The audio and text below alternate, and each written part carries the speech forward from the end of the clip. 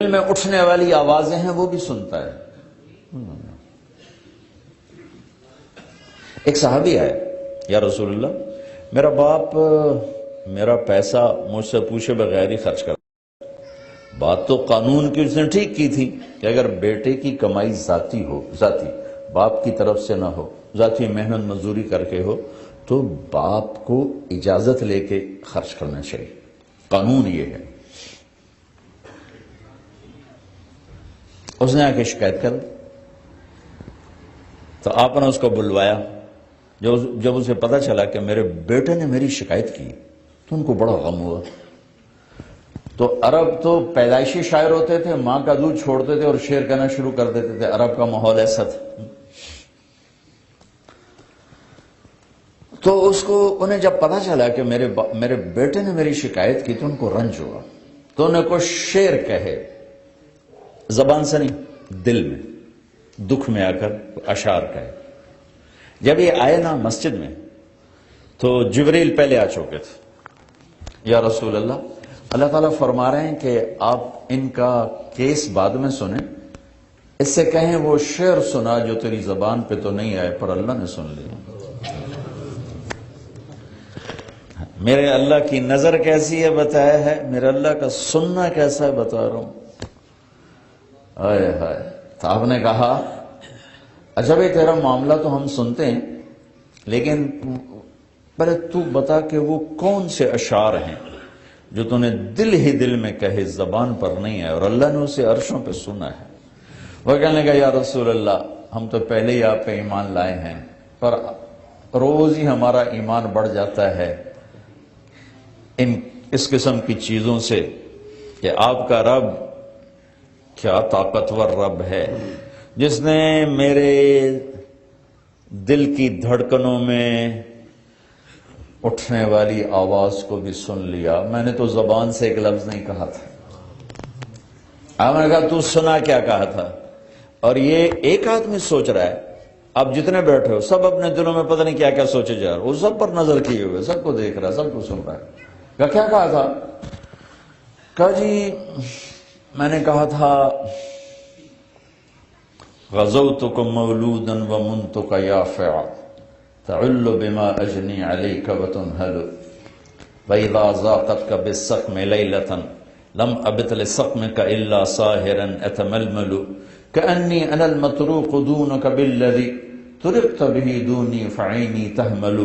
تخاف الردى نفسی علیک وإنها لتعلم أن الموت وقت مؤجل فلما بلغت السن والغاية التي إليها ما فيك كنت أؤمل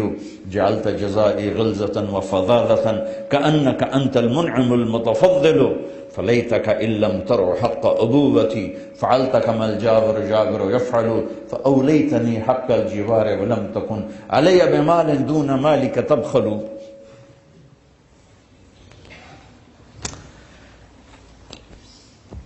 کیا کلام ہے، میں کہاں سے ترجمہ کروں؟ کہا بیٹا جس دن تو پیدا ہوا تھا نا،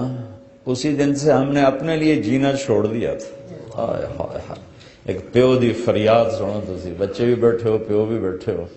والدین میں ہیں، اولاد بھی ہیں، اولادوں کو پتہ نہیں ہوتا کہ ماں باپ کتنا دکھ اٹھاتے ہیں۔ بیٹا جس دن تو پیدا ہوا تھا ہم نے اسی دن اپنے لیے جینا چھوڑ دیا تھا، ہم نے تیرے لیے جینا شروع کیا، تجھے راحت پہنچانے کے لیے تکلیفوں سے ٹکر لی، تجھے گرم رکھنے کے لیے سرد ہواؤں کے تھپیڑوں سے لڑا، تمہیں ٹھنڈک پہنچانے کے لیے تپتی ریت میں تپتی ہواؤں سے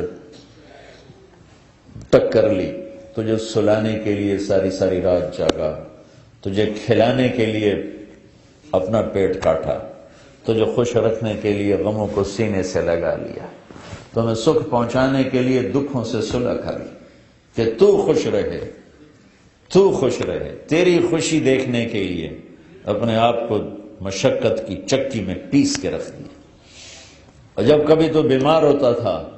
تو ساری رات تیرے سرانے گزر جاتی تھی، کبھی تیری ماں بیٹھی، کبھی تیرا باپ بیٹھا ہے کہ کہیں مر نہ جائے، کہیں مر نہ جائے۔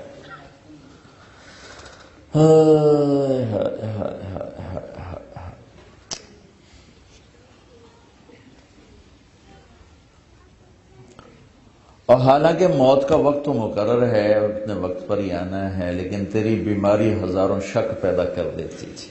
اور ہم یوں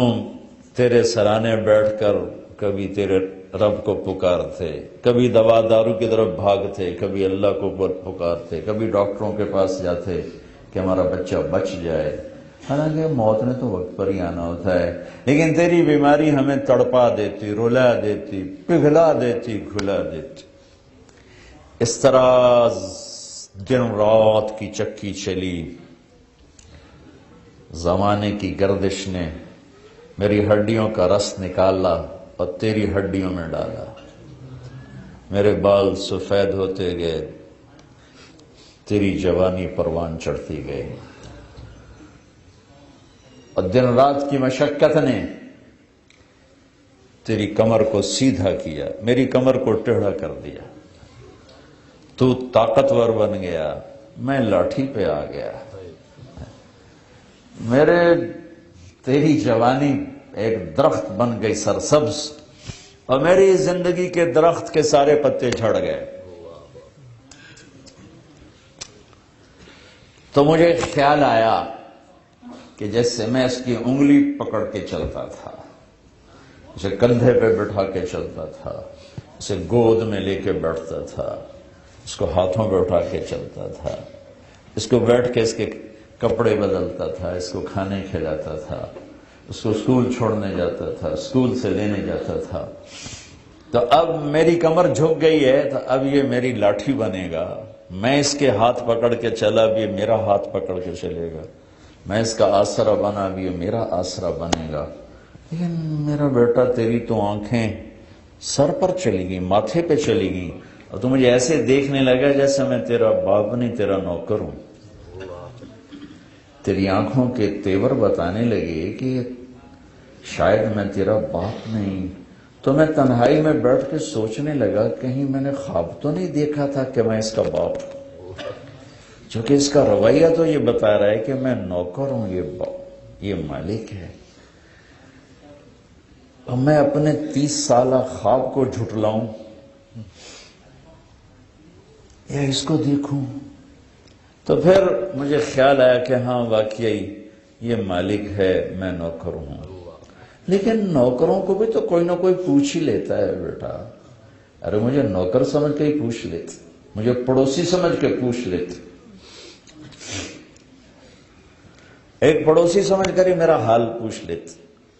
اور یوں اپنے پیسے کے بارے میں حساب کتاب نہ کرتے جیسے تو نے اللہ کے نبی کو حساب کتاب سنائے۔ میں ان اشعار میں اتنا درد ہے کہ میں جتنا بھی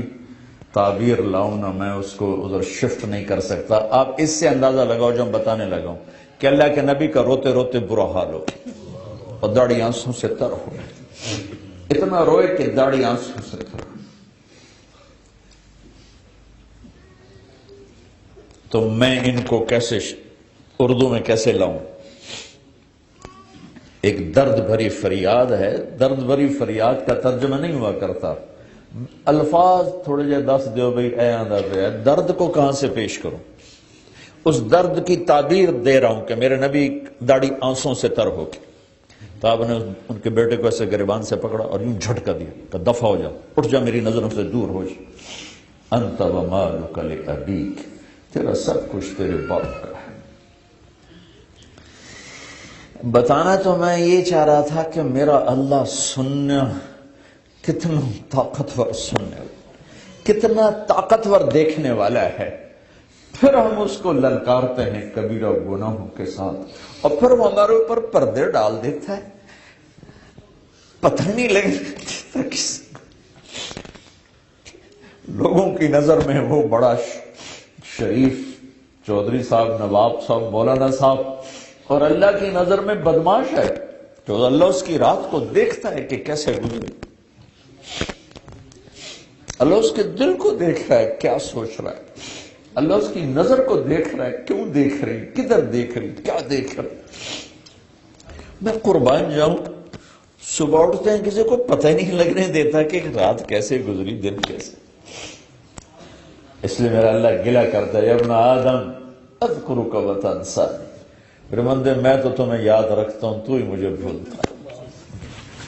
اولادیں بھولتی ہیں، ماں پہ کتنے بھول دیں، کبھی ماں پہ بھی بھولے اولاد میں، ہمیشہ اولادیں بھولتی۔